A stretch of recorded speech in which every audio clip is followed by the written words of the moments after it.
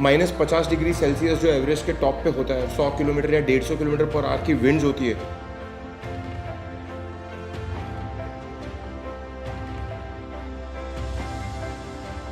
World की सारी companies को लिखना शुरू किया था कि वो लोग मेरे लिए एक एनिमल फ्री जैकेट बनाए, पर मोस्ट कंपनीज ने मुझे बोल दिया कि नहीं कुंतल, इम्पॉसिबल है।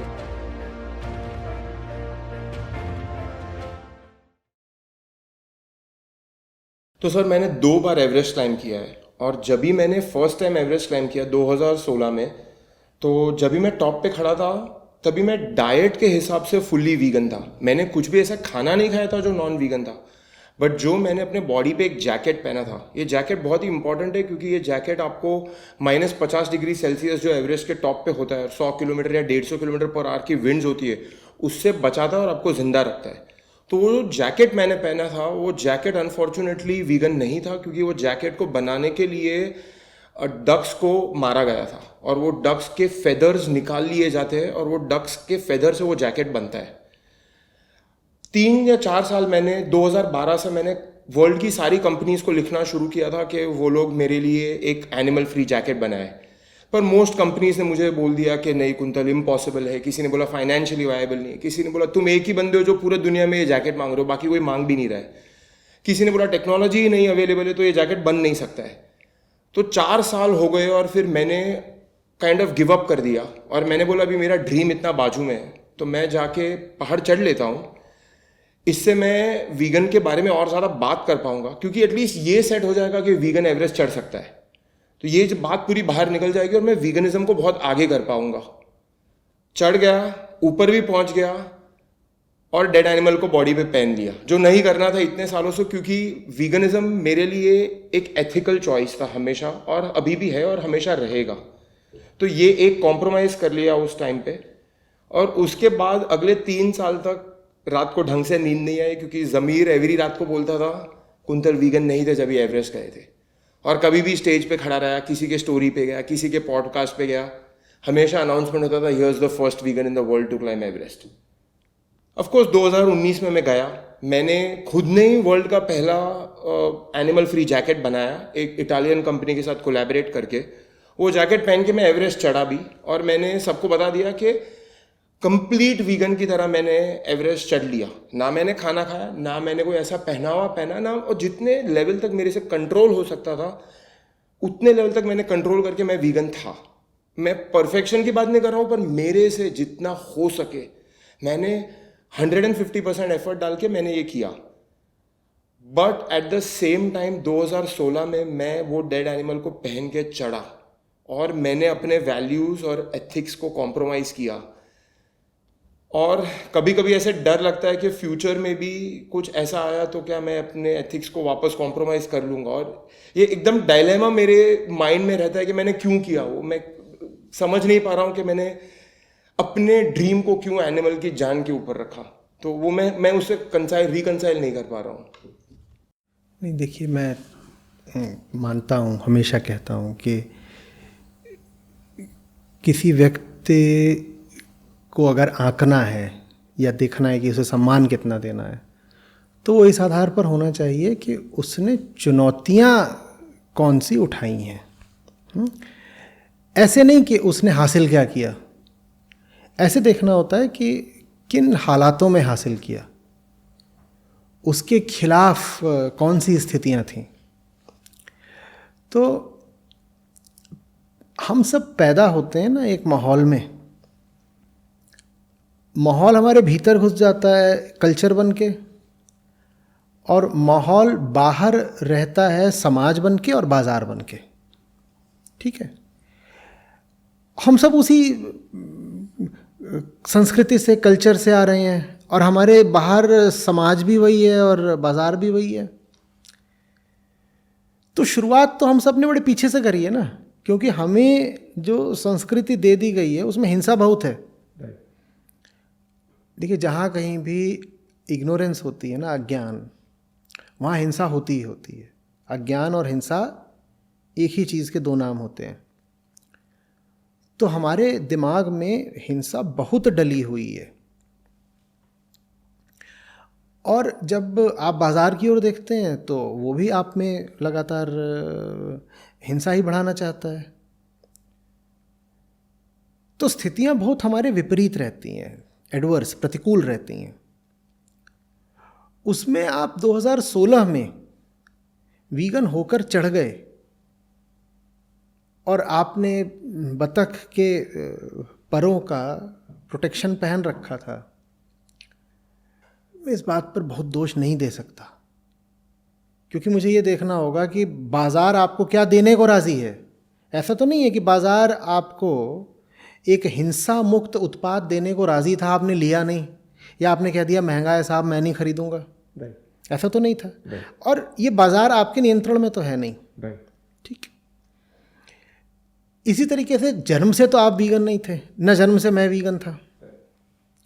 मैं अपने आप को कितना दोष दे दूं कि अगर आज से 10-15 साल पहले तक मैं खासकर पनीर बहुत खाता था। ठीक।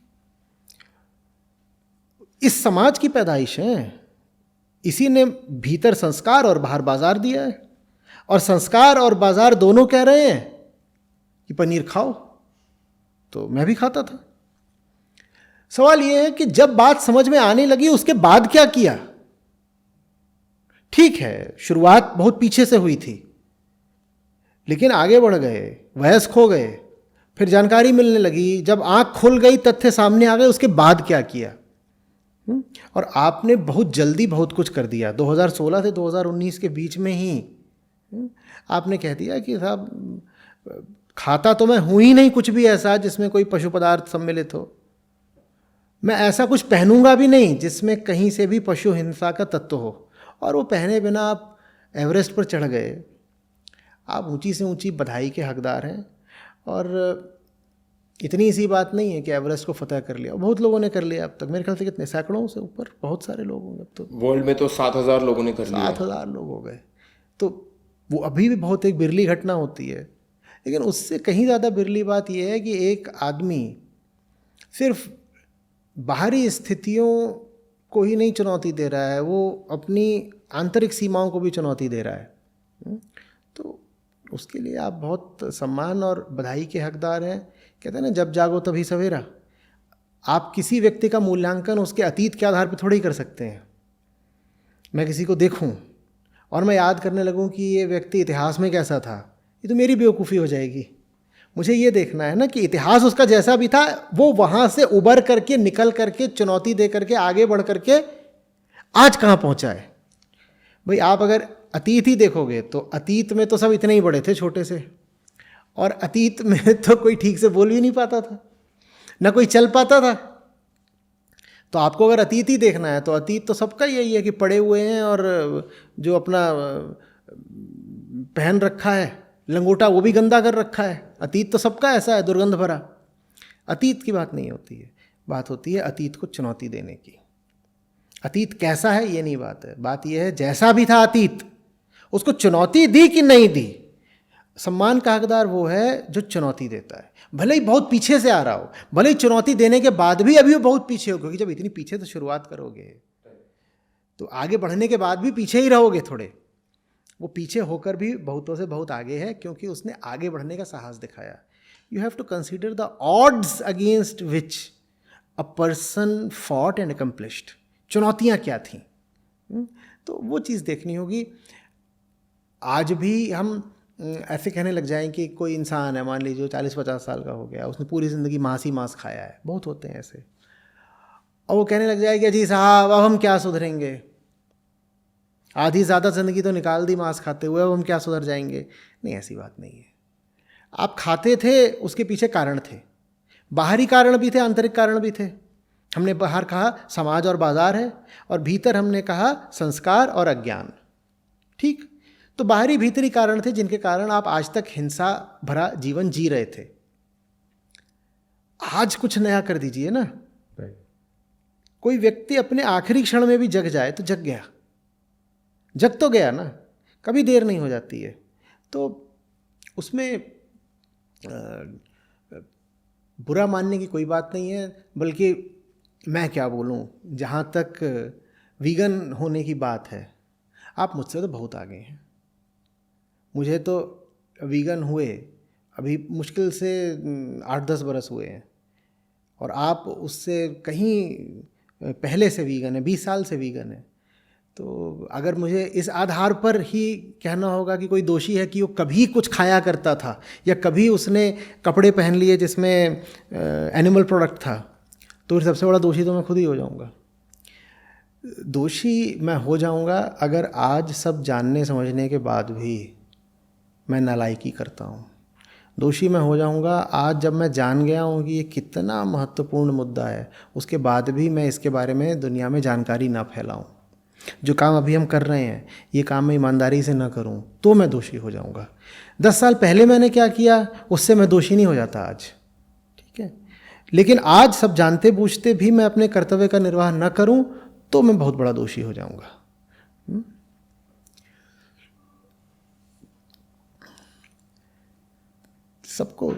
सबको ही जगना पड़ेगा, और जो ही जगेगा उसके अतीत में तो नींद और अंधेरा ही होगा ना, नहीं तो जगने की क्या बात।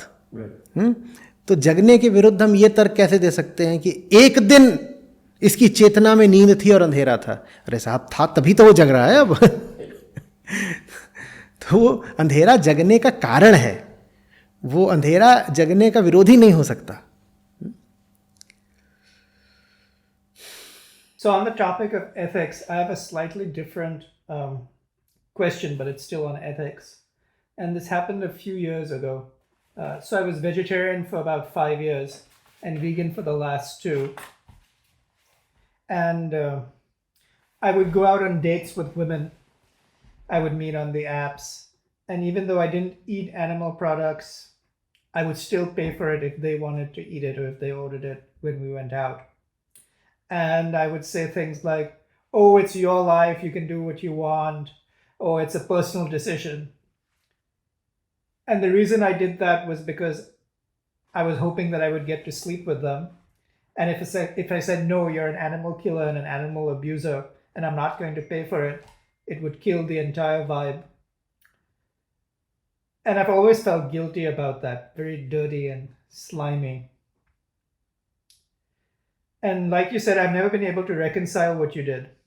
Similarly, I've never been able to come to terms that I literally paid money to have an innocent, gentle creature that never harmed me slaughtered just so that I could have some sexual pleasure. So I guess that's the first part of the question. And the second part is, there are times when I want to do the right thing, and I'm wondering, does that mean I'm going to be lonely if I'm going to say no to anyone who eats animal flesh? I guess there's some of my friends or people I know say it's fine to be in a relationship where someone eats animal flesh. They do it, I don't do it. And it's a compromise. And I kind of judge those people. I say, well, you're just enabling someone else's rotten behavior. And if you wouldn't eat animal flesh, why are you supporting someone and providing comfort and solace and financial support for someone to do that? And I judge them for that.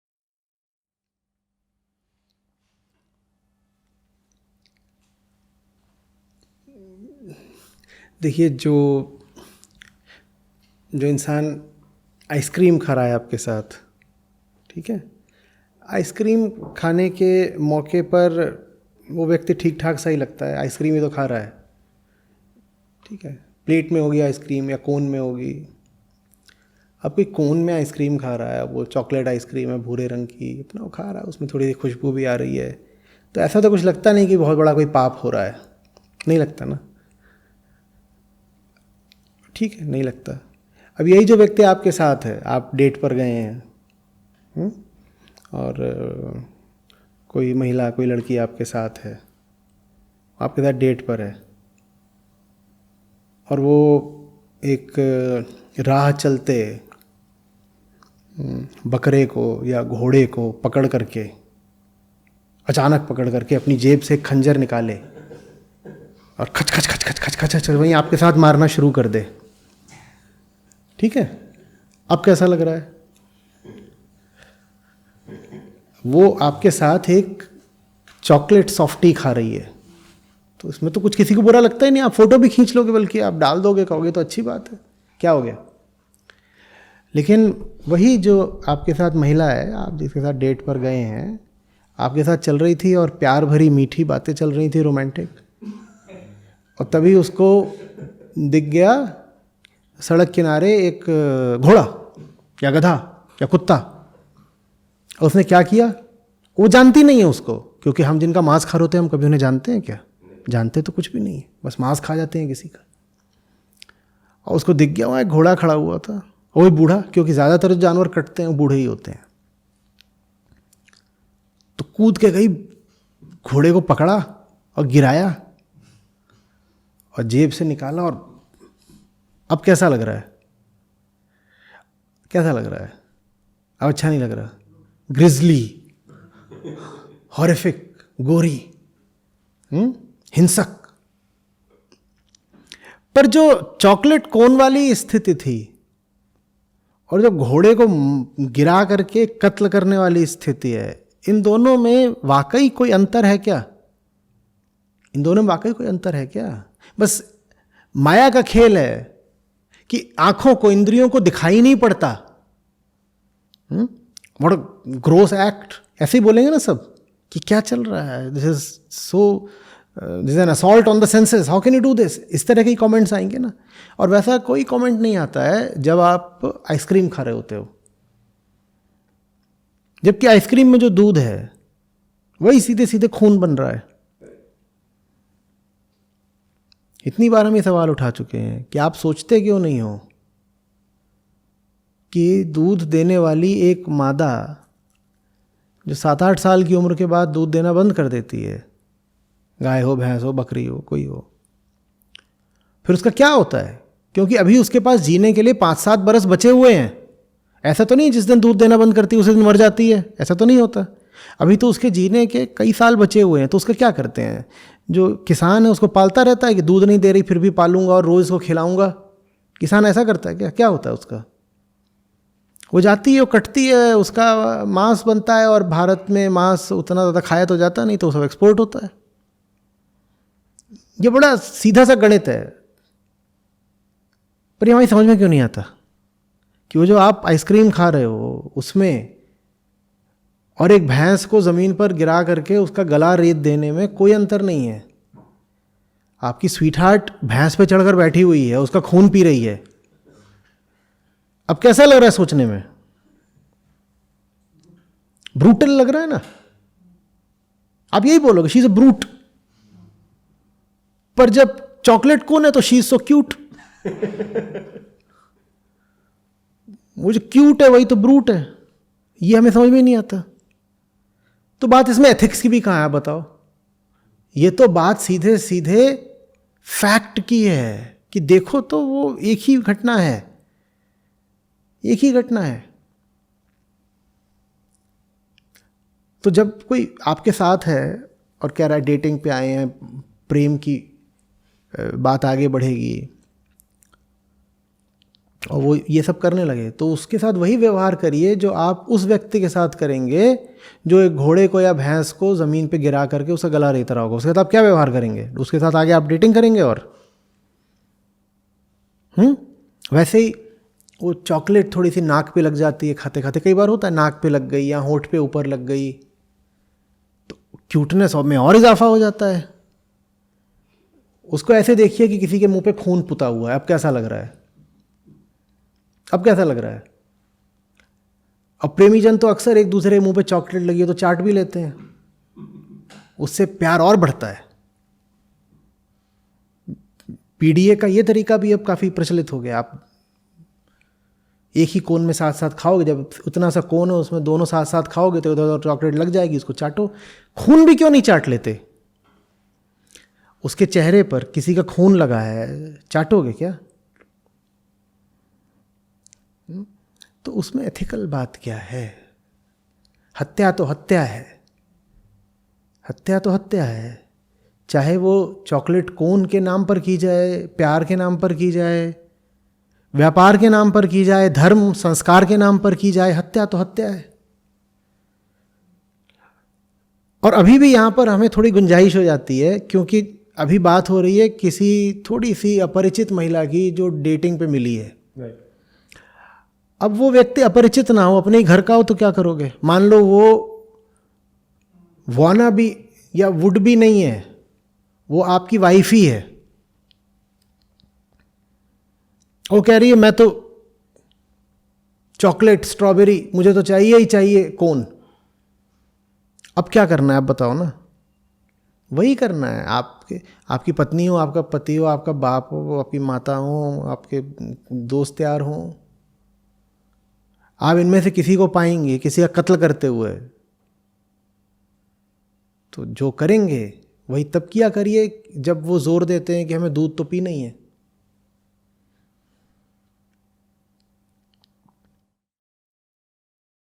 तो sir बात फिर उस रिश्ते की quality पर ही आ जाती है ना।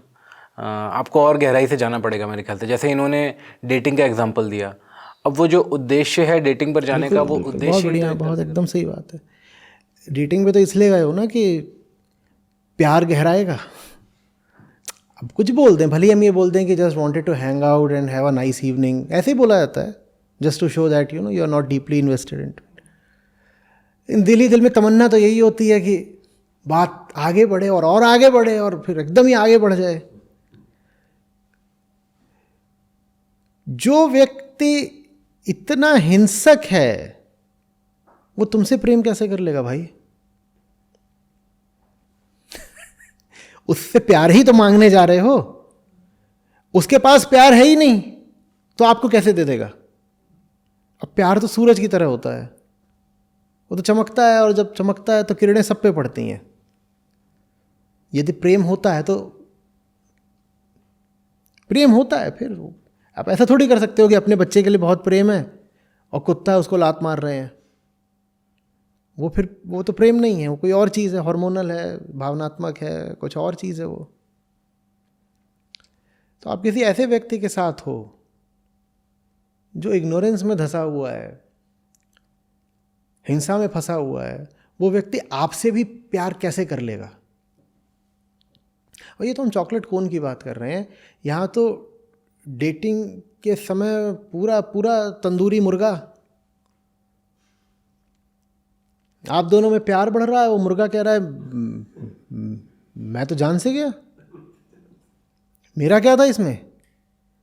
और कई बार वो बेबी लैम्ब होता है, एक छोटा मेमना, एक छोटा बच्चा मेमना, और आप कह रहे हो हम दोनों प्रेम की बातें करने आए हैं और सामने वो भुना हुआ मेमना रखा हुआ है। ये कौन सा प्यार है? और उस मेमने की लाश पर ये जो प्यार परवान चढ़ रहा है, ये कितनी दूर तक जाएगा? क्या ये दो व्यक्ति आपस में भी एक दूसरे को प्रेम कर सकते हैं? संभव है क्या? सोच के देखिएगा। मैं उस मेमने के प्रति इतना क्रूर हूं, इतना क्रूर हूं, मैं उसका मांस चबा रहा हूं, मैं एक बच्चे का मांस चबा रहा हूं, मैं किसी से भी क्या प्यार करूंगा? क्या प्यार करूंगा?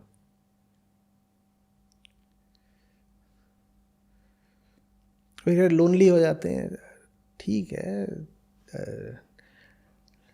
राक्षसों की संगत से तो बेहतर है अकेले ही रह लो। राक्षस हो, राक्षसनियां हो, उसे खून पीना है साहब, आप उसकी संगत करोगे तो आपका पिएगी। आपको बहुत शौक हो खून किसी को पिलाने का ही, तो रक्तदान कर दीजिए, किसी की जान बचेगी। आप किसी ऐसे के साथ क्यों डेटिंग कर रहे हैं जिसकी हॉबी है खून पीना? वो आपका भी तो खून ही पिएगा ना व्यक्ति।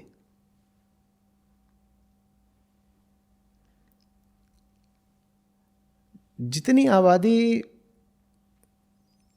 थोड़े समझदार लोगों की है, अगर वही ये निश्चय कर लें कि हिंसक लोगों को मुंह नहीं लगाएंगे, तो भी हिंसक लोगों को थोड़ा झटका लगेगा, थोड़ी आंख खुलेगी और हिंसा के लिए उनको थोड़ा डिसइंसेंटिव मिलेगा कि देखो बुरा काम करा तो उसका नतीजा ये हुआ कि एक बढ़िया आदमी हाथ से निकल गया।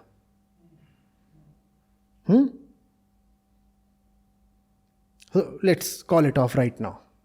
क्यों नहीं बोल सकते हैं? The moment there is the menu and she picks the wrong items from the menu, why can't you get up that moment itself? नहीं भाई, ठीक है, हो गया, हो गया देवी जी, हो गया। देवी जी हो, देवता जी हो, कोई हो, बात महिलाओं पुरुषों दोनों के लिए है। सो हम ये बात कर रहे हैं कि वीगन्स को ही डेट करना चाहिए, या बेसिकली द आइडिया इज के जो कंपैशनेट पर्सन है, जो स्पिरिचुअल पर्सन, अगर उनको ही डेट करें तो ये ज़्यादा बेहतर रहेगा और that is the right thing to do. But फिर इशू क्या है कि अगर वीगन्स को डेट करेंगे और फिर अगर आगे का आइडिया है कि वो प्रोक्रिएट भी ना करे, सो हमारी पॉपुलेशन तो घटती रहेगी, और जो हिंसक लोग हैं उनकी पॉपुलेशन बढ़ती रहेगी, तो ऐसे तो हम चेंज भी नहीं कर पाएंगे काफ़ी। एक दूसरे को सब प्रभावित करते हैं। कोई भी चीज़ आइसोलेशन में नहीं होती ना। अगर कहीं ऐसी ज़बरदस्त दिव्य घटना घट रही होगी कि एक समाज, एक समुदाय, कम्युनिटी ही बन रही है जिसमें सब लोग, महिला हो पुरुष हो, सब लोग एकदम जागृत हैं, तो ये कम्युनिटी बड़े आनंद की होगी। सफरिंग का स्तर इसमें काफ़ी कम होगा। और जब ऐसी कोई चीज़ विकसित होती है तो चारों ओर से और लोगों को आकर्षित करती है, क्योंकि दुनिया में हर आदमी तलाश क्या रहा है? End of suffering. और वो एंड ऑफ सफरिंग अगर कहीं दिखाई देगा तो सब अपनी ओर खिंचे चले आएंगे। ठीक है। अगली बात, ऐसा नहीं है कि आपको एक वीगन को ही डेट करना है। देखिए, हमने बार बार कहा कि आप किसी व्यक्ति का मूल्यांकन उसके अतीत से ही तो नहीं कर सकते। अब कोई पैदा ही हुआ है मांसाहारी घर में और वो 1-1.5 साल का था तभी उसके मुंह में मांस ठूस दिया गया, ऐसे ही करते हैं माँ बाप। बच्चों की आमतौर पे प्राकृतिक रुचि होती नहीं है मांस में, उन्हें ठूसा जाता है, कई बार तो धर्म के नाम पे ठूसा जाता है। तो उसका हम कितना कसूर मान लें? या उसके बाद कोई व्यक्ति है वो चला गया, वो किसी ऐसे माहौल में रहने लगा जहाँ मीट मटन खूब चलता था पढ़ाई के समय या नौकरी के समय, तो उसका कितना दोष मान लें? पर इतना तो होना चाहिए ना कि जब वो किसी वीगन से संपर्क में आए तब कम से कम तैयारी दर्शाए कि नहीं, मैं गलत था और मैं मांस और हिंसा छोड़ने को तैयार हूँ। ये भी हो जाए तो कोई कम नहीं है, बहुत अच्छा है। तो आपको बने बनाए वीगन तो कहाँ ही मिलेंगे, बहुत कम होते हैं, बनाने पड़ते हैं। और बनाने के लिए हमारे पास एक बड़ा दिल और पैने तर्क होने चाहिए, दोनों बातें। दिल बड़ा हो और तर्क पैने हो, शार्प आर्ग्यूमेंट्स, तब जा कर के बात बनती है। इससे बड़ी बात क्या हो सकती है? चमत्कार सा ही है ना कि एक व्यक्ति जो पूरी तरह मांसाहारी था,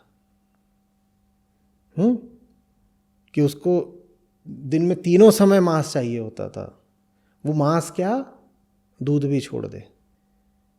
ऐसा जब कुछ होता है तो आपको बड़ी ऊर्जा, बड़ी प्रेरणा मिल जाती है और आगे बढ़ने को। जैसे कि आपका सारा काम किसी ने सत्यापित कर दिया हो, मुहर लगा दी हो, वैलिडेट कर दिया हो।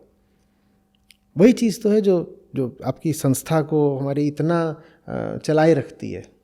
रोज़ ही दर्जनों में, सैकड़ों में लोगों की आप बीती आती है, लोगों के टेस्टिमोनियल्स आते हैं कि किस तरह कोई किसी दुखद स्थिति से उबरा है, किसी ने मांस छोड़ा है, कोई आत्महत्या की कगार पर था, वहाँ से बचा है, कोई एक साहसिक करियर का निर्णय ले पाया है, कोई किसी गलत रिश्ते से बाहर आ पाया है।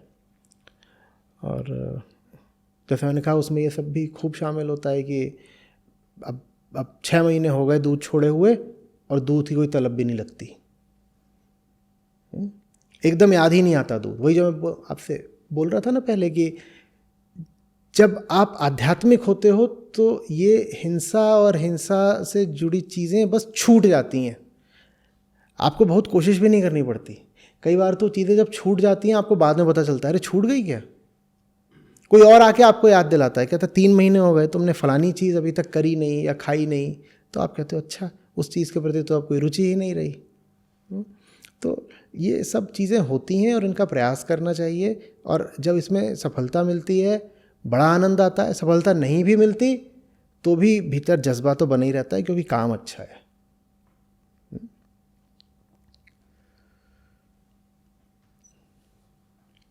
इस तर्क पर कभी मत जाइएगा कि सब अच्छे लोग अगर अपनी तादाद कम कर लेंगे तो बुरे लोग तो हावी हो जाएंगे ना। मैं ये तर्क बहुत सुनता हूँ, नहीं ऐसा नहीं है। ऐसा इसलिए नहीं है क्योंकि सबको अच्छा बनना है, सबको अच्छा बनना है। ये लगभग वही तर्क है कि दुनिया में अगर सब गौतम बुद्ध हो गए तो दुनिया कैसे चलेगी, या सब अगर समझदार हो गए और ऊंचे ही काम करने लगे तो समाज को चलाने के लिए जो सब घटिया काम करने होते हैं वो कौन करेगा। तो ये सब नहीं सोचना है। संख्या बढ़ाने का तरीका सिर्फ पैदा ही करना थोड़ी होता है। अब जो हैं उनको, कितनी अच्छी बात कही है, कितनी अच्छी बात कही, कितनी अच्छी। अगर वीगनों लोगों की, अच्छे लोगों की, ऊंचे लोगों की संख्या बढ़ानी है तो उन्हें पैदा ही को करना है। जो अच्छे नहीं है उन्हें अच्छा बना दो, वैसे भी तो संख्या बढ़ती है। बहुत बढ़िया। इसी पर जो चर्चा हुई उसमें एक बात कही कि हिंसा तो हिंसा होती है, और कई लोग इसको कुतर्क की तरह भी इस्तेमाल करते हैं। जैसे कि वीगन्स को कहते हैं कि आप भी तो पेड़ पौधों को खा रहे हैं, plants also have feelings and animals also have feelings, so they give some scientific arguments also कि ऐसा पाया गया है कि प्लांट्स में फीलिंग होती है। तो इस पर कैसे हम उनको जवाब दें? कुंतल जी बोलेंगे क्या करना है ऐसे लोगों का जो बोलते हैं कि प्लांट्स में भी तो जान होती है, फीलिंग होती है। तो मैं तो 20 साल से वीगन हूँ और मैंने इतना डिबेट किया है 20 साल में इन लोगों से कि अभी तो अगर कोई मुझे बोलता है कि प्लांट्स हैव फीलिंग्स तो मैं तो सीधा इग्नोर करके टाटा बाय बाय करके मैं निकल जाता हूँ, क्योंकि इनसे आर्ग्यूमेंट करना मतलब ये जो आप वॉल देख रहे हो ना पीछे, इसके जाके सर भटकाना है अपना, मतलब वैसा हो जाता है। तो मैं तो डिबेट करता ही नहीं हूँ इनसे। पर आचार्य जी के पास बहुत सारे तर्क होंगे और बहुत सारे अच्छे अच्छे आर्ग्यूमेंट्स होंगे। तो नहीं, मैं उनकी बात से बिल्कुल सहमत हूँ। जब वो कहते हैं कि पौधों में भी तो कॉन्शियसनेस होती है, जीवन होता है, मैं मानता हूँ। आपको पौधों से इतना प्यार है और उस प्यार का मैं सम्मान करता हूँ, तो चलिए पौधे ही बचाते हैं, जानवरों को छोड़ते हैं। तो पौधे कैसे बचाएं? पौधों को बचाने का भी सबसे अच्छा तरीका है मांसाहार न करना। देखिए साहब, मैं मान लीजिए मैं हूँ शाकाहारी, शुद्ध शाकाहारी, ठीक है। तो मैंने क्या खाई? मैंने खाया मान लीजिए आधा किलो साग, उससे मेरी पूर्ति हो गई। मैंने आधा किलो साग खाया, बढ़िया मस्त, मेरी पूर्ति हो गई।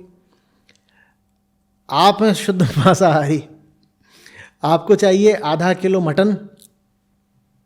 मैंने आधा किलो जब साग खाया तो उसमें कुल कितने ग्राम, कितने वजन के पौधे मारे गए? आधा किलो साग बना है तो मान लीजिए 1 किलो वजन के पौधे जो हैं उस आहार के लिए इस्तेमाल हो गए, तो 1 किलो। और आपने अगर मटन खा लिया आधा किलो, आप मटन क्यों खा रहे हैं? क्योंकि आपको पौधों से प्यार है। आपको पौधों से इतना प्यार है कि आप कह रहे हैं कि साहब मैं मटन खाने को तैयार हूँ, पौधे नहीं खाऊंगा, पौधों की जान बची रहनी चाहिए, तो आपने मटन उठा रखा है। अब वो आधा किलो मटन कैसे बना होगा? उतना मांस बकरे के शरीर में कैसे बनता है? थोड़ी साधारण बुद्धि की बात है। आधा किलो बकरे का मांस तैयार हो, उसके लिए बकरे ने कितने किलो पौधे खाए होंगे? 10 किलो, 20 किलो, और सैकड़ों में पूरे उसके जिंदगी का सवाल है, राइट। वो तो 7-8 साल वो बकरा बड़ा हुआ, इतने सारे उसने खाता ही गया है।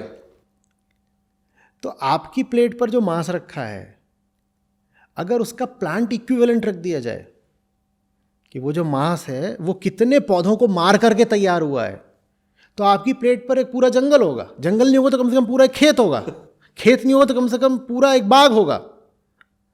आपकी प्लेट में समाएगा नहीं, इतने आपने पौधे मार दिए। तो जो लोग ये भी तर्क देते हैं कि पौधों को भी तो बचाना ज़रूरी है, अरे वीगन वालों या वेजिटेरियंस, तुम लोग तो बात करते रहते हो सिर्फ जानवरों की, पौधों को भी तो बचाना ज़रूरी है। मैं उनसे कह रहा हूँ, मैं आपसे सहमत हूँ, पौधों को भी बचाना ज़रूरी है, और पौधों को बचाने का एक ही तरीका है, जानवरों को मत खाओ। क्योंकि जब तुम जानवर का आधा किलो मांस खाते हो तो तुमने 100 किलो पौधे मार दिए। वो मांस कहाँ से आ रहा है वरना? नहीं नहीं नहीं नहीं नहीं, हमारे यहाँ तो जो बकरे होते हैं वो धूल पे पलते हैं, पानी पीते हैं, सांस लेते हैं, धूल चाटते हैं, और इतने में 30 किलो के हो जाते हैं। थोड़ा होश में आओ। दुनिया में 99% जो मांस खाया जाता है इंसानों द्वारा वो फार्म्स से आता है। सड़क के चूज़ों, मुर्गों, बकरों, भैंसों से नहीं आता। ये एक इंडस्ट्री है पूरी। यहाँ तक कि दुनिया की, चौंकने के लिए सब तैयार रहिएगा बिल्कुल, दुनिया की 70% खेती सिर्फ जानवरों को खिलाने के लिए होती है। कैसा लगा? दुनिया की 70% खेती होती है जानवरों को खिलाने के लिए, और ये जो जानवरों को खिलाने के लिए खेती की जा रही है, ये इंसानों में कुपोषण और भुखमरी का एक बड़ा कारण है। क्योंकि जो अन्न पैदा हो रहा है वो किनको जा रहा है? जानवरों को। जानवरों को क्यों जा रहा है? ताकि कुछ हवसी लोग मांसाहार कर सकें। जिनकी वहशत और जिनकी जबान काबू में ही नहीं आ रही, उनकी खातिर 70% जो एरेबल लैंड है जिस पर खेती की जा सकती है, उस पर जानवरों के खाने के लिए चारा उगाया जा रहा है, अन्न उगाया जा रहा है। इतना ही नहीं, चूंकि ये मांसाहारियों की तादाद और भूख और हवस बढ़ती ही जा रही है, तो जमीन नहीं है जिस पे जानवरों के लिए चारा उगाया जा सके, तो क्या किया जा रहा है? जंगलों को, जंगल साफ किए जा रहे हैं पूरे के पूरे, ताकि और ज़मीन हो जिस पे और जानवर पैदा किए जा सके, उन्हें खाना खिलाया जा सके, ताकि फिर कोई उनका मांस खा सके। ये चल रहा है। और ये सब इनके पास चेहरा है, ये हिम्मत कर लेते हैं बोलने की कि हमें तो पौधों से प्रेम है, और पौधों की भी तो जान जाती है। अरे तुम पौधों खाते हो, हम जानवर खाते हैं, दोनों में जान है, बात बराबर हो गई, शाबाश। इसीलिए ज़रूरी है कि कम से कम 3री क्लास तक की तो शिक्षा सबके लिए अनिवार्य कर दी जाए। जो लोग इस प्रकार के तर्क दे रहे हैं, ये या तो कभी स्कूल गए नहीं या नर्सरी में ही ड्रॉप आउट हुए हैं। अगर ये 3री क्लास तक भी पढ़े होते तो ये इस तरह का भयानक मूर्खतापूर्ण तर्क नहीं दे सकते थे कि पौधों में भी तो जान होती है। और अभी मैं जो इसके बायोलॉजिकल एस्पेक्ट्स हैं उन पर तो आया ही नहीं हूँ कि साहब पौधों में नर्वस सिस्टम होता कहाँ है कि उनको दर्द होगा, कि साहब पौधों में तो कई अंग ऐसे होते हैं जिनको पौधा स्वयं चाहता है कि आप खाएं। उदाहरण के लिए, जब आप एक पौधे का फल खाते हो तो पौधा बहुत प्रसन्न होता है, आपने पौधे पर एहसान किया। आप जब फल खा रहे हो तो अब आप उस प्रजाति का बीज जगह जगह पहुंचा रहे हो। पौधा आपको धन्यवाद बोलता है कि अच्छा किया तुमने मेरा फल तोड़ लिया और खा लिया, या सब्जी ले ली और खा लिया। पौधा चाहता है कि आप ऐसा करें। और हमने पूरे पौधे को भी नहीं मार दिया। आपने पूरे पौधे को नहीं मार दिया। इतना ही नहीं, पौधा ऐसा है जो स्वयं अपनी पत्तियां गिराता रहता है। और पौधा ऐसी चीज़ होता है जिसकी एक डाल टूट गई तो दूसरी उगाती है। जानवर की एक टांग काट देंगे दूसरी नहीं उगाती है। आपको पौधे और जानवर में अंतर नहीं दिख रहा? तो ये ऐसों की बुद्धि अभी 3री कक्षा में पहुंची नहीं, इनसे क्या बात करें? कोई आध्यात्मिक तर्क क्या दूं? मतलब थोड़ा बहुत विज्ञान पढ़ लें, थोड़े तथ्य जान लें, इतना ही पर्याप्त है।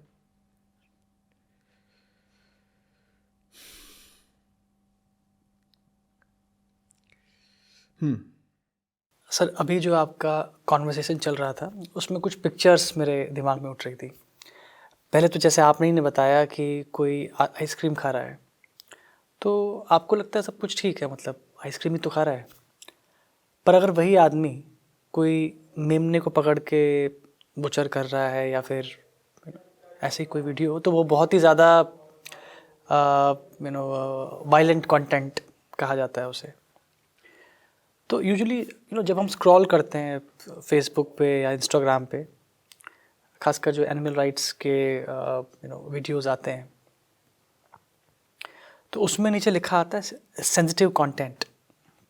सो they ask are in a way whether you want to open that video or not.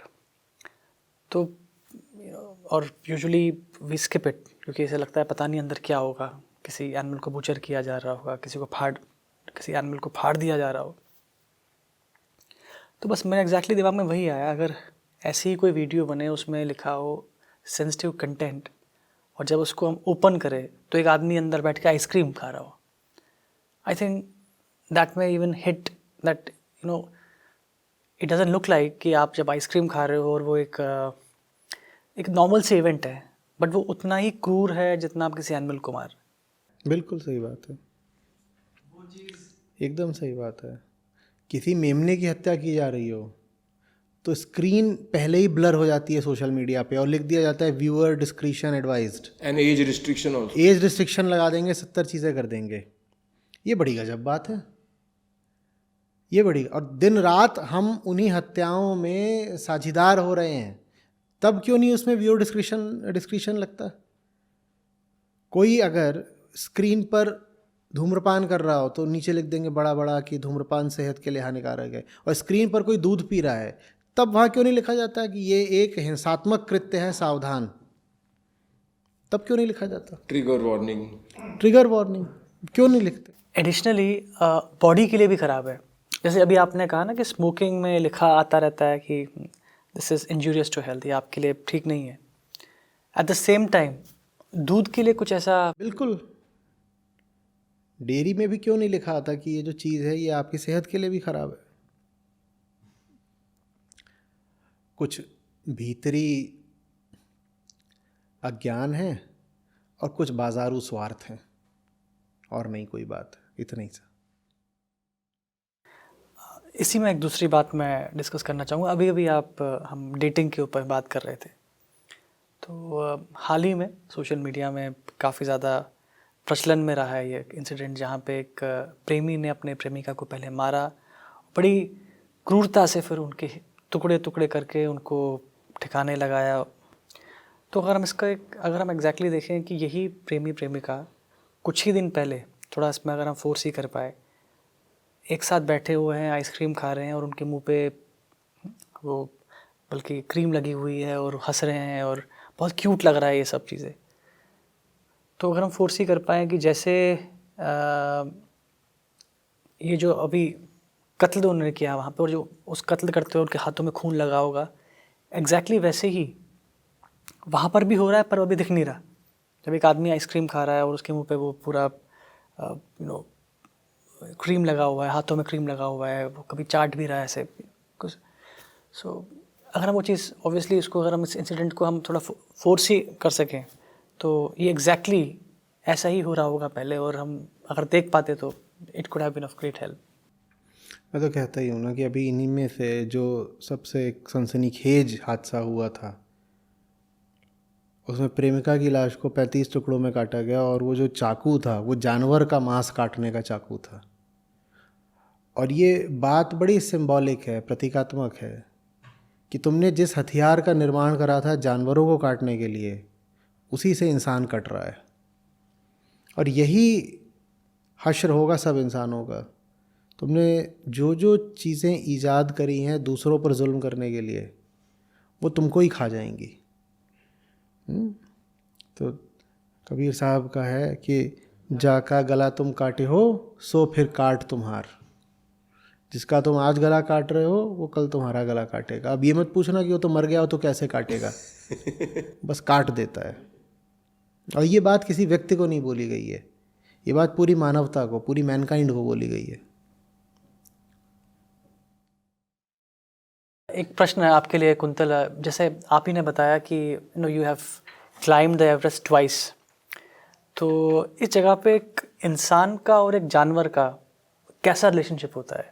मतलब I am really eager to know that, because मैंने काफ़ी इंसिडेंट्स पढ़े हैं जहाँ ऐसे एक्सपीडिशंस हुए हैं, लोग they have climbed very high और डिग्रीज में वहाँ पे टेम्परेचर है, और वहाँ ऐसे भी हुआ है कि जानवर छोड़िए, उन्होंने अपने ही जो साथी हैं, जो इंसान हैं, उनको मार के खाया है। तो I just want to know, मतलब वहाँ उस इतने एक्सट्रीम कंडीशन में हाउ डज द मतलब क्या रिलेशनशिप रहता है एक एनिमल के साथ? तो पहले तो मैन और वाइल्ड का रिलेशनशिप नहीं है, क्योंकि अगर आप किसी कमर्शियल एक्सपीडिशन पे जा रहे हो तो वहाँ तो डोमेस्टिक एनिमल्स आप यूज़ कर रहे हो। और जैसे मान लो अगर मैं हिमालय की बात करूँ, स्पेसिफिकली एवरेस्ट की बात करूँ, तो गधे यूज़ किए जाते हैं और यैक्स यूज़ की जाती है। यैक्स वहाँ मतलब वहाँ की हाई एल्टीट्यूड गाय बोल सकते हो यैक्स को। तो ये दो यूज़ की जाती है वहाँ क्वाइट ऑफ्टन।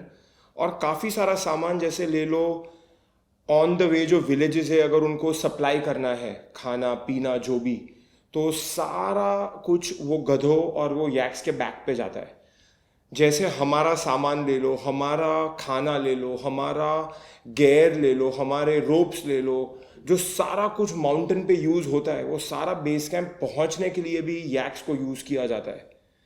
तो ये काफ़ी टाइम मेरे मन में आता है कि ठीक है, पर्सनली तो मैं वीगन हूँ, मेरा सारा खाना वीगन है, मेरा सारा पहनावा भी वीगन है, मैं मेरा खुद का सामान भी खुद ही उठा ले रहा हूँ जितना मेरे से बन पा रहा है, जितना तक मैं कंट्रोल कर सकता हूँ। मैं मेरे और भी जो ज़्यादा सामान है, क्योंकि करीबन एक आध एक्सपीडिशन में 70 से 80 किलो जितना सामान एक आदमी लेके जाता है, वो भी मैंने हेलीकॉप्टर में भेज दिया। समझो मैंने बाईपास कर दिया, या मैंने ह्यूमन पोर्टर्स कर लिए जिनको मैं अच्छे से पे कर रहा हूँ, उनका अच्छे से टेक केयर कर रहा हूँ। बट कभी कभी चीज़ें हमारे कंट्रोल में भी नहीं होती है। जैसे अगर जो सामान ऊपर जाना है, कभी कभी 2 टन 3 टन 4 टन जितना सामान होता है, और हेलीकॉप्टर्स बहुत महंगे होते हैं, तो वहाँ के लोग यैक्स को यूज़ करेंगे, गधों को यूज़ करेंगे, और ये सारा होता है। तो कभी कभी मैं अपने आप को भी क्वेश्चन करता हूँ कि क्या मेरा एक्सपीडिशन ट्रूली वीगन एक्सपीडिशन था, क्योंकि टू सर्टन डिग्री तो देखा जाए तो एनिमल्स कहीं तो यूज़ हुए ही है, और एनिमल्स का कहीं तो शोषण हुआ ही है।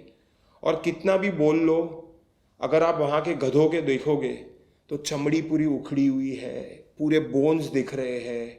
एक गधे पे अगर 30 से 35 किलो समझो मैक्सिमम वो बेयर कर सकता है, तो उसके ऊपर 60 से 70 किलो डाल दिया। जैसे सर ने बोला कि हमेशा इकोनॉमिक्स की बात आ जाती है इन सब चीज़ में, आप कैसे अपनी प्रॉफिट मैक्सिमाइज कर सकते हो। वहाँ भी वो यैक को ऐसे ट्रीट करते हैं कि पूरे खुम्बू रीजन, मतलब पूरे एवरेस्ट रीजन में ऐसे बोला गया है कि यैक का स्लॉटर नहीं हो सकता है। पर आप जैसे ही पूरे वैली के थ्रू जाओगे और हर रेस्टोरेंट में जाओगे, हर रेस्टोरेंट में यैक स्टेक मिलता है। अभी एक जगह पे आप बोल रहे हो कि यैक का स्लॉटर नहीं हो सकता है, पर दूसरी जगह पे आप बोल रहे हो कि यहाँ तो सब जगह यैक स्टेक मिल रहा है। तो वो लोग क्या करेंगे, वैली में स्लॉटर नहीं करेंगे, पर अगर यैक थोड़ी बड़ी हो गई तो उसको काठमांडू भेज देंगे, वहाँ स्लॉटर करके वही यैक को वापस लेके आएंगे और वही यैक को खाएंगे। तुम यैक को अपनी माँ मानते हो, तुम यैक को इतना टेक केयर कर रहे हो, पर जब भी वो बूढ़ी हो गई तो किया क्या, उसको कत्ल कर दिया, उसको खा गए at the end of the day. और उसी यैक को वापस, अगर वो यैक 40 से 50 किलो उठा सकती है, तो उसके भी ऊपर 100 किलो डाल दिया। कितनी सारी इंजरीज। आए दिन आप यूट्यूब पे जाओ और वीडियो देखो, यैक कहीं गिर गई पहाड़ से क्योंकि उसको बहुत ज़्यादा ओवरलोड कर दिया था, टांगे टूट गई, ये हो गया, कितनी इंजरीज। सर ने भी एक बहुत वीडियो किया था केदारनाथ के ऊपर कि वहाँ कितना क्रूअल्टी है म्यूल्स के ऊपर। यही सेम इश्यूज सारे के सारे एवरेस्ट के भी रीजन में, और फ्रैंकली स्पीकिंग हिमालय और सारे पहाड़ के रीजन में ये इश्यूज काफ़ी डीपली है, जहाँ एनिमल्स का शोषण किया जाता है उनको ट्रांसपोर्टेशन यूज़ करने के लिए, और जैसे ही वो यूज़ ख़त्म हो गया उनको कत्ल करके जितना मांस खा सकते मांस खा लिया, बाकी जितना चमड़ा में यूज़ कर सकते, बाकी बोन्स को भी ग्राइंड करके उनका पाउडर बना के कहीं बेच देंगे, जिलेटिन बना दिया, ये कर दिया। पूरे एनिमल को टॉप टू बॉटम यूज़ कर लेते वो लोग, और उसको प्रॉफिट, उसको एक मशीन की तरह यूज़ किया जाता है। वो सेंटिएंट बीइंग नहीं, उसकी कोई इंडिविजुअलिटी नहीं है उस एनिमल की, उसको पूरा एक मशीन की तरह यूज़ करके उसका पूरा प्रॉफिट बना लिया है। तो ये होता है। तो सर कभी कभी यही क्वेश्चन मुझे आपको पूछना था कि सेम, और मैं लाइक आपने बोला कि पास्ट में कैसा था और वो सब, पर इस चीज़ में भी मुझे बहुत बार अपने को, मैंने फुल ट्राई किया, मेरा सारा गेयर, सारा खाना, सब कुछ मैंने अपने आप से उठाया, बट जितना मेरे कंट्रोल में था उतना मैंने किया। बट कभी कभी ऐसे भी लगता है कि मेरे कंट्रोल के बाहर भी बहुत चीज़ें थी और वहाँ भी एनिमल का शोषण हो रहा था। तो वो भी कभी कभी बहुत डिफिकल्ट लगता है कि कैसे कोप अप करूँ इसके साथ, कि क्या क्या माइंडसेट होना चाहिए। बड़ी ताकतों से लड़िए और क्या। ये बिल्कुल सही बात है कि अगर दुनिया की हवा ख़राब हो गई हो तो आप अपने घर की हवा साफ़ नहीं रख सकते, है ना। आप कोशिश पूरी कर लीजिए, कुछ हद तक आप सफल भी हो जाएंगे, पर गंदगी तो घुस ही आएगी। अगर मोहल्ला ही पूरा गंदा हो तो आप ये नहीं कर पाएंगे कि आपके घर में इन्फेक्शन ना आए, भले ही आपने अपना घर व्यक्तिगत तौर पे कितना भी साफ़ रखा हो। तो सफाई से जब प्रेम हो तो बड़ी चुनौती उठानी पड़ेगी ना। फिर जो बाहरी और बड़ी ताकतें हैं उनसे लड़ना पड़ेगा। फिर इतना ही पर्याप्त नहीं रहेगा कि मैं तो पाक साफ़ हूँ ना, मैं तो शुद्ध हूँ ना। फिर उस इंडिविजुअल प्योरिटी की महत्ता बहुत नहीं रह जाती है। वो फिर ज़्यादा यही हो जाता है कि जैसे कोई खुद को दिलासा दे रहा हो कि अब हमारा सब साफ़ है, हमारे घर में सफाई है, मोहल्ला बहुत गंदा है। नहीं, पूरी दुनिया को साफ़ करने के आंदोलन से जुड़ना पड़ेगा। और नहीं तो आप यही पाएंगे कि कहीं ना कहीं दाग बचा रह जाता है। पहले बतख के पंख की प्रोटेक्टिव गियर थी, फिर आपने पाया कि याक का और गधों का तो अभी भी इस्तेमाल किया ही गया। तो अगर एकदम और कठोर होकर के मूल्यांकन करें तो अभी भी पशु क्रूरता तो हो ही गई। तो दाग बचा रह जाएगा। उस दाग को हटाने के लिए बड़ी लंबी लड़ाई लड़नी पड़ेगी, उम्र भर, और पूरी व्यवस्था ही बदलनी पड़ेगी। और व्यवस्था बदलने के लिए जो लोग व्यवस्था बनाते हैं, माने आम जनमानस, लोकतंत्र है ना, आम जनमानस को बदलना पड़ेगा। वही काम अभी हम यहाँ भी करने की कोशिश कर रहे हैं इस बातचीत के माध्यम से। क्योंकि मैं कहूँ मैं अच्छा आदमी हो जाऊँ और दुनिया बुरी पड़ी रहे तो ये संभव नहीं है। आध्यात्मिक संदर्भ में अगर मैं कहूँ कि मुझे मुक्ति मिल जाए और दुनिया बंधन में पड़ी है तो पड़ी रहे, वो संभव नहीं है। मैं कहता हूँ मुझे आनंद मिल जाए, दुनिया दुख में पड़ी है पड़ी रहे, वो संभव नहीं है। मुक्ति मिलेगी अगर तो सबको साथ ही मिलेगी। इस यात्रा में हम सब साझीदार हैं। तो संयुक्त प्रयास करते हैं, डट के लगे रहते हैं। जन्म लिया है तो जैसे जन्म लेने का ये ऋण है जो आजन्म चुकाना होगा, इसी संघर्ष के माध्यम से। तो इसको करते रहते हैं। और कुछ इसी कॉन्टेक्स्ट में कुंतल एक क्वेश्चन है मेरा। अभी आपने बताया कि यॉर्क को स्पेसिफिकली जो ये हिमालयन रीजन है यहाँ पे स्लॉटर नहीं किया जाता। बट जैसे एन अपडेट मैं हाल ही में पढ़ रहा था कि गवर्नमेंट ने अब यॉर्क को भी रेयर किया जाएगा फॉर। आप नेपाल की बात कर रहे हैं? मैं नेपाल की बात कर रहा हूँ, Khumbu reason, specifically Everest reason की बात कर रहा हूँ, जहाँ वो लोग याक का slaughter is banned. It is in the law that you can not slaughter a yak, but as everywhere loop hole हमेशा फाइंड कर लेते हैं और वो लूप होल का यूज करते हैं, राइट। और नेचुरली याक मर गई इज अनदर लूप होल। अभी आपने उसको कुछ दे दिया और उसको मार दिया है, जो भी, I don't know, what ever happened, naturally उसको मरना नहीं चाहिए था पर वो मर गई। फिर आपने उसको स्लॉटर करके उसका मांस खा लिया। तो और फाइनली वो लोग याक को भी काऊ की तरह यूज़ करते, वो लोग याक को भी काऊ की तरह मशीन, उसका भी दूध निकालते, उसका चीज़ बनाते, उसका पनीर बनाते। तो वही सेम साइकिल के थ्रू जाती है याक भी जो काऊ जाती है। फाइनली जब ये यूजलेस है तो उसको स्लॉटर करके उसका मांस खा गए। सो सेम प्रॉब्लम वहाँ भी है जो यहाँ है, सिर्फ इतना इंडस्ट्री लेवल पे नहीं हो रहा है, वहाँ प्रॉब्ली छोटे लेवल पे हो रहा है, बट प्रॉब्लम तो सेम ही है। At the end of the day artificial insemination भी होता है, वही सारे स्टेजेस के थ्रू याक भी गुजरती है, सब कुछ सेम है। और मेरे लिए तो ये भी है कि उस एनिमल का कंसेंट ही नहीं इन्वॉल्व है किसी भी चीज़ में, राइट? आप आर्टिफिशियली इंसेमिनेट भी उसके कंसेंट के अगेंस्ट हुआ है, क्योंकि एनिमल कंसेंट दे नहीं सकता है ह्यूमंस को, राइट? वो रिलेशनशिप ही नहीं है हमारे बीच में कि वो कंसेंट वो दे सके हमें। एनीवे, तो ये मेरा पॉइंट था। सर इसी कॉन्टेक्स्ट में मैं बात करना चाहूँगा कि अभी हम बात कर रहे हैं कि we are on the verge of 6th mass extension, और considering these kind of problems, climate change and all these things, veganism and all these topics should be the hot topics right away. और पर हम इसके बजाय देख रहे हैं कि जो इवन गवर्नमेंट है वो forget about even talking about these matters, वो ऐसे कुछ regulations ला रहे हैं कि उन्होंने यॉर्क मीट को भी अब कहा कि उसको ये लीगलाइज करिए। सरकार की दृष्टि अगले चुनाव तक जाती है, उसके आगे कौन सा एक्सटिंक्शन आएगा उससे सरकार को क्या लेना देना। अब 5 साल के अंदर सब एक्सटिंक्ट हो नहीं जाएंगे वोटर। अगर कोई ऐसी आपदा आ रही होती कि सरकार का जो पूरा वोटर बेस है वो 5 साल में मिटने वाला है, तब सरकार ज़रूर कुछ करेगी, क्योंकि लोग मर गए तो वोट कौन देगा। तो आप बात करते हो उन आपदाओं की जो 10, 20, 50 साल आगे हैं, और सरकार को मतलब है बस उन चीज़ों से जो 2 साल, 3 साल, अधिक से अधिक 4-5 साल आगे हैं। तो कोई सरकार उतनी दूरदृष्टिता दिखाएगी नहीं।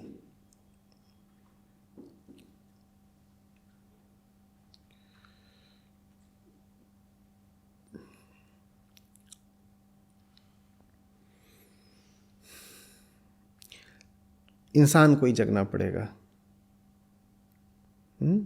आंतरिक जागरण के अलावा कोई रास्ता नहीं है। सरकारों पर निर्भर नहीं रह सकते। हाँ ये है, आप अगर जग जाओगे तो आप खुद ही फिर एक बेहतर सरकार चुन लोगे, लेकिन आप ये सोचो कि आप जैसे हो ऐसे ही बने रहो और सरकार आकर के आपका नेतृत्व और उद्धार कर दे, तो वो नहीं होने वाला।